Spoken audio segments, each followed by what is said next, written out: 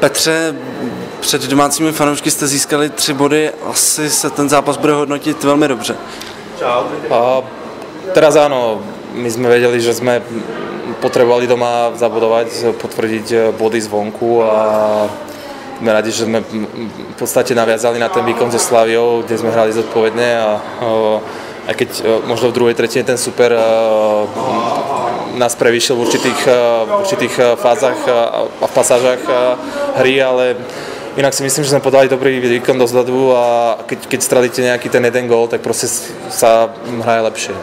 V čem byl ten hlavní rozdíl oproti 2 minulým zápasům, kde jste nezískali ani jeden bod tady před domácím publikem? No, keď počítam tú Spartu, tam sa hralo veľmi ťažko, tam sme prehrávali rozdielom viacerých gólov, čiže tam sa ten zápas dotáčal proti takému superu hrozne ťažko a diametrálne odlišný zápas bol s Varmi, kde sme si myslím, že boli lepším tímom a sme tlačili a bohužiaľ z toho tlaku, hlavne v prvej tretine sme dali góly a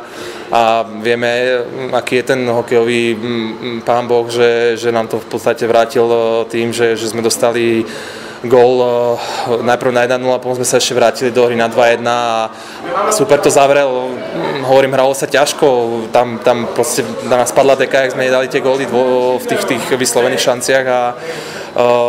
potom už Vári proste tú zubami nechtemi strážili. Dnes bol zápas zase iný, to mužstvo bolo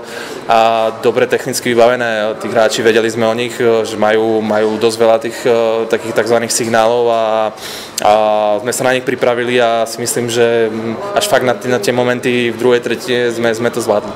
V první třetině se tam zkoumalo video, máš přehled o tom, co přesně se tam řešilo, jestli ten puk skončil v brance nebo ne? Ja si myslím, že tam bol nejaký podnet od hráčov, samozrejme ten rozhodca, je to ťažko, no, to tie puky lietajú, aby vedel v tej sekunde to proste posúdiť, takže od toho tu tí videorozhodcovia sú a nech to skúmajú proste, ako ja to vítam a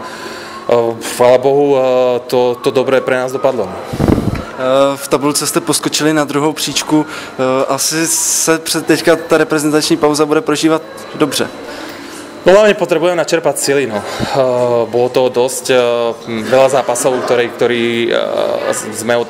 sme otáčali a stáli nás strašne veľa síl, takisto zápasy, kedy sa rozhodovalo v podstate v závere, alebo proste sa hralo o jeden gól, takže to sú všetko ťažké zápasy, ktoré sa jednoducho do tých nôh dostanú a potom už nie je čas